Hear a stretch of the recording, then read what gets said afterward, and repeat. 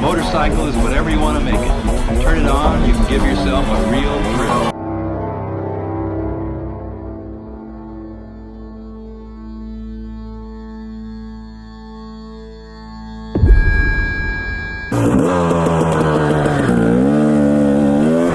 What's going on, guys?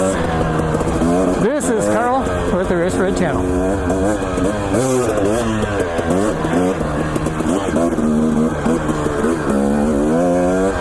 After riding the 4-stroke 450, this bike feels completely different, and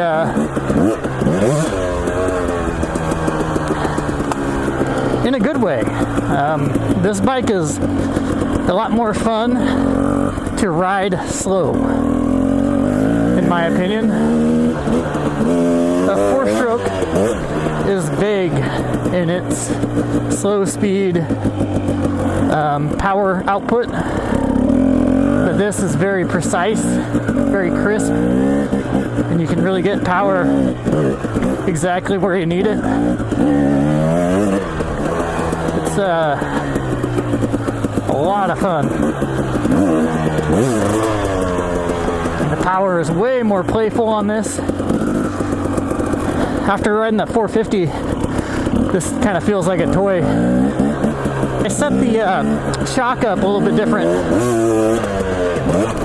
on this bike after riding the 450. So I just realized the 450's shock was working way better. So I made some adjustments to this one.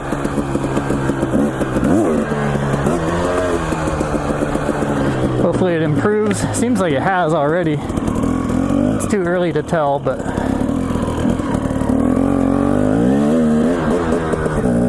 some of these lips are like straight up, like this one.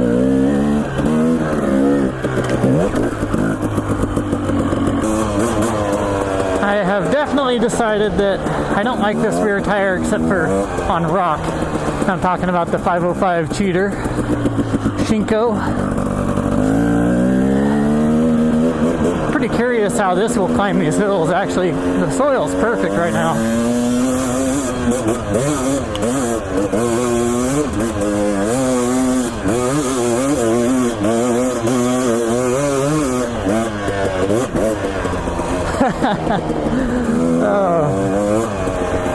The clutch pull is a lot lighter on this bike, so it doesn't wear out your hand. Another thing with that 450, it's a 5-speed. I really wish it was a 6-speed, just because it would be nice to have a granny gear on it. That way I didn't have to hold the clutch in so much.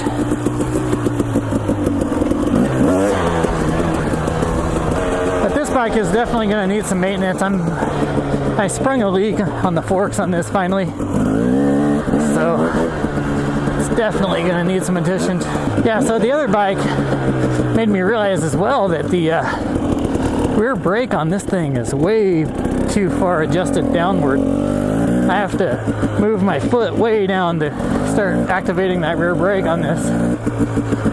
So that's another thing that I need to adjust on this bike.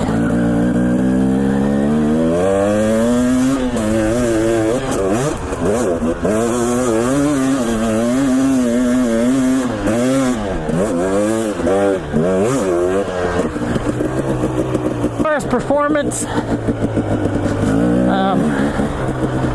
as you guys could tell on one of my last videos, the KTM far outperformed this bike on a track setting and on a drag race. However, riding this bike on the gnarly stuff, I mean, that's what this bike is really designed for. And that's where this bike would come back with a vengeance. Your biggest performance gain on any bike is going to be the rear tire. Well, both tires. Your tires are going to be the biggest performance gain. So before you head to the races, I highly suggest that you pick up a front tire or a rear tire, depending on which one is worse. I think the front tire is more necessary just because it is responsible for keeping you off of your face. Your rear tire can slide all over the place, but once your front tire starts going, usually that's how you end up with a broken face. I've got this shock working pretty good, I think. I adjusted it similarly to how the KTM is. I like it. Now I'm going to adjust that rear brake so that I don't have to jab it so far down to get contact. Whew, it's getting dark and it's getting a little bit cold. Alright guys, I'm just out here showing some love to the 250 because I've just been riding the 450 for so long now. The last month or so I've just been doing the 450, so wanted to put some fuel through this bike. I think everybody knows if I was to have one bike, this would be it.